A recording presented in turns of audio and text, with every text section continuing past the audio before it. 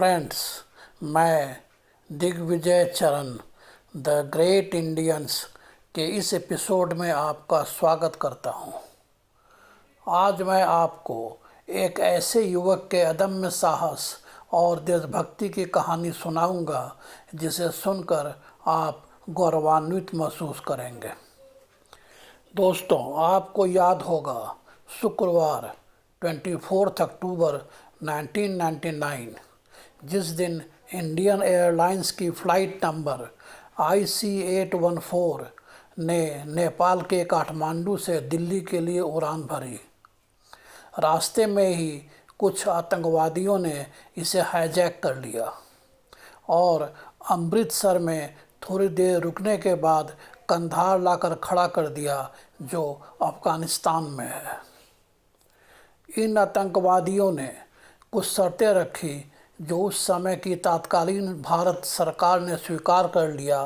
तब उस समय के विदेश मंत्री जसवंत सिंह कंधार गए एक दूसरे प्लेन से भारतीय यात्रियों को वापस हिंदुस्तान लाने के लिए। उस समय अफ़गानिस्तान सरकार ने जसवंत सिंह को यह बताया कि हिंदुस्तान के एक सुल्तान का यहाँ कब्र है जिसका नाम है पृथ्वीराज चौहान। ये कब्र मोहम्मद गौरी के कब्र के करीब है। जो भी मोहम्मद गौरी के कब्र पर सजदा करने के लिए जाता है, सबसे पहले पृथ्वीराज चौहान के कब्र को चप्पल या जूतों से कई बार मारता है और फिर मोहम्मद गौरी के कब्र के पास जाता है। ऐसा यहाँ का दस्तूर बन गया है। भारत लौटने के बाद जब ये बात जसवंत सिंह ने मीडिया को बताई तो खलबली मच गई।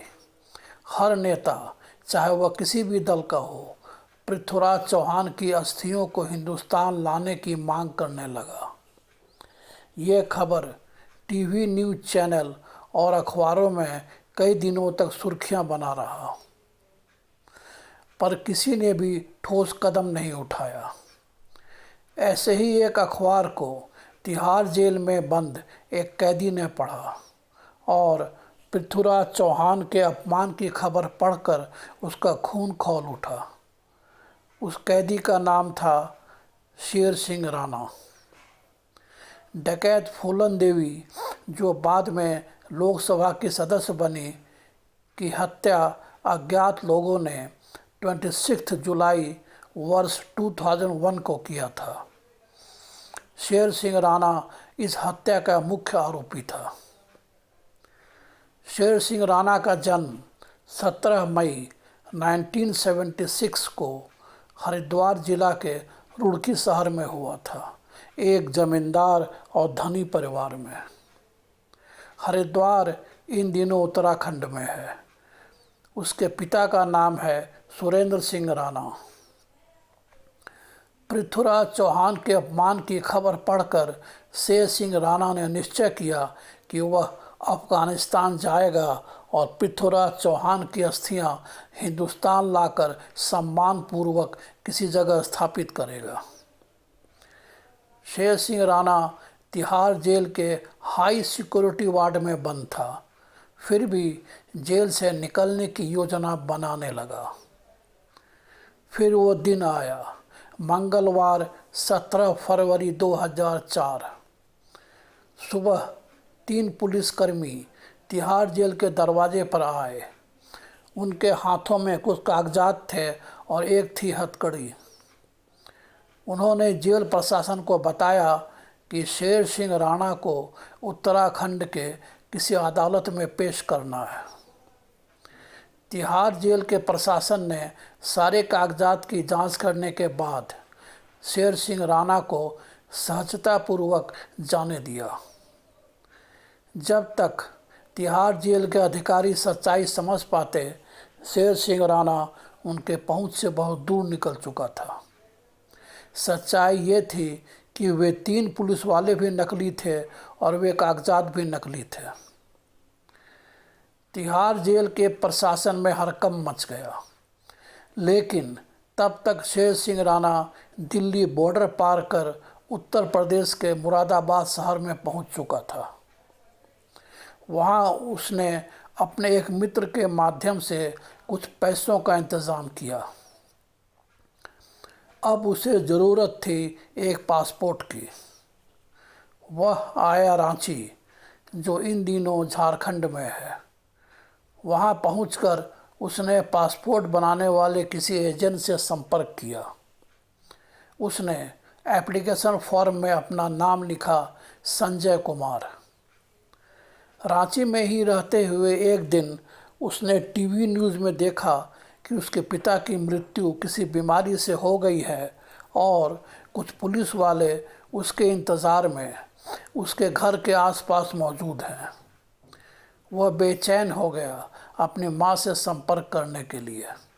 वो जानता था कि अवश्य उसके घर का टेलीफोन भी पुलिस की निगाह में होगा, अर्थात सर्वेलियंस पर होगा। वो जानता था कि वह जैसे ही रांची से फ़ोन करेगा, पुलिस तुरंत समझ जाएगी कि इस समय वो कहाँ है। इसलिए वह रांची से आया मुगल सराय। वहाँ से उसने अपने घर फ़ोन कर अपने माँ से बात की और तुरंत ही मुगल सराय छोड़ दिया और पुनः रांची आ गया। यहाँ उसने असली पासपोर्ट हासिल किया, जो नकली नाम से था। फिर वो आ गया कोलकाता।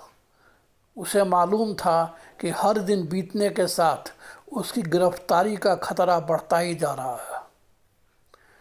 कोलकाता में स्थित बांग्लादेश एम्बेसी में गया और उसने अप्लाई किया स्टूडेंट वीज़ा। ये वीज़ा मिलने के बाद वह आ गया ढाका। उसने एडमिशन लिया नॉर्दर्न यूनिवर्सिटी में, जो ढाका के पास ही एक शहर में है जिसका नाम है खुलना। बांग्लादेश में रहते हुए बहुत प्रयास के बाद उसे अफ़गानिस्तान का बिजनेस वीज़ा मिल गया और फिर वह दुबई होता हुआ काबुल पहुंच गया। वह एक ऐसे देश में आया था जहां वो किसी को भी नहीं जानता था और न वहां की लोकल भाषा जानता था। अफ़गानिस्तान में जो भाषा सबसे ज़्यादा बोली जाती है वो है पश्तो। उसे ये भी डर था कि इस अनजान देश में लोग उसे हिंदुस्तानी जासूस न समझ बैठे हैं। उन दिनों भी अफ़गानिस्तान के कुछ हिस्सों में तालिबानियों का बहुत प्रभाव था। काबुल पहुंचकर वो जिस होटल में ठहरा, उसका मालिक मुंबई का था और हिंदी अच्छी तरह जानता था।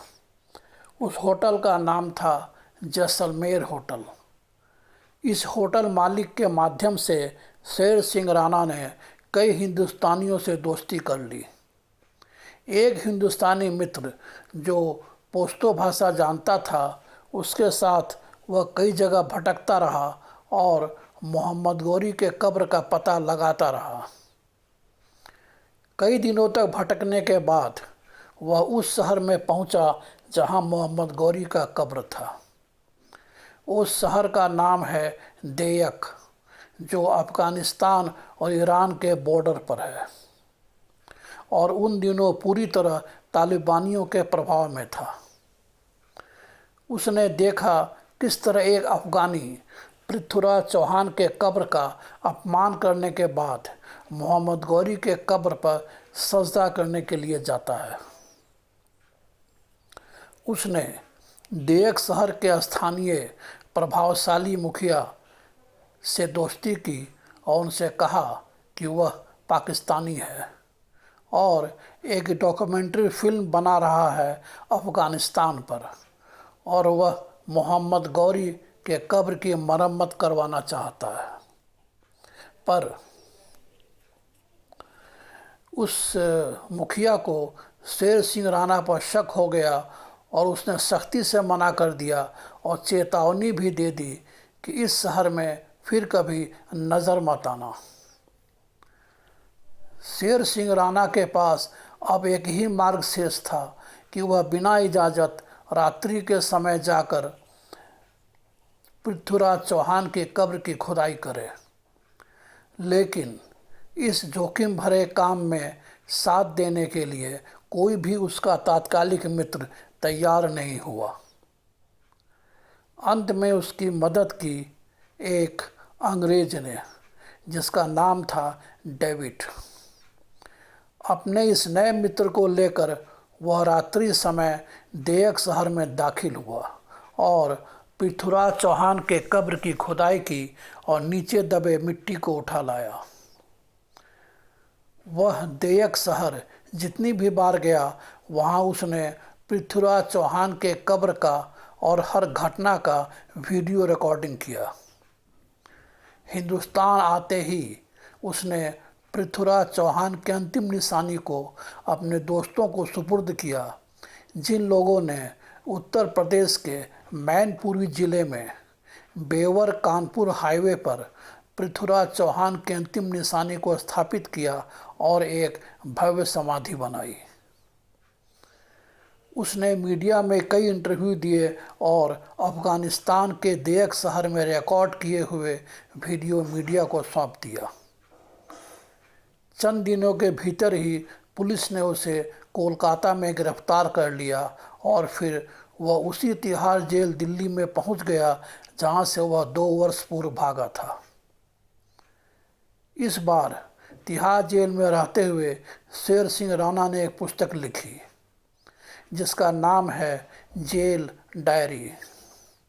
ये पुस्तक जेल डायरी हिंदी में है। इसके प्रकाशक हैं Harper Collins publishers India limited. Building number A75, sector 57, Noida, Uttar Pradesh, pin code 201301। ये पुस्तक अमेज़ॉन और फ्लिपकार्ट पर मौजूद है और ख़रीद कर पढ़ा जा सकता है। इस पुस्तक में शेर सिंह राणा ने विस्तार से बताया है कि हर कदम पर उसे कितनी मुसीबतों का सामना करना पड़ा और किस तरह अपनी बुद्धि और हिम्मत के बल पर वो हर मुसीबत को पार करता हुआ अपने मकसद में कामयाब हुआ। मैंने जितनी भी सूचनाएं संक्षेप में इस एपिसोड में बताई हैं, वे सभी पूर्णतः इसी पुस्तक पर आधारित हैं। हिंदुस्तान में रहते हुए शेर सिंह राणा पर जितने भी आपराधिक आरोप हैं, इस एपिसोड के माध्यम से मैं उनका कतई समर्थन नहीं करता हूँ। इस एपिसोड का उद्देश्य आपराधिक गतिविधियों को बढ़ावा देना नहीं है और न उनका समर्थन करना है, लेकिन अफगानिस्तान पहुंचकर पृथ्वीराज चौहान की अंतिम निशानी को हिंदुस्तान लाकर शेर सिंह राणा ने जिस अतुलनीय साहस और देश प्रेम का परिचय दिया है, वह निश्चित ही प्रशंसनीय है। दोस्तों, ये एपिसोड अगर आपको पसंद आया हो तो इसे सब्सक्राइब कीजिए। धन्यवाद।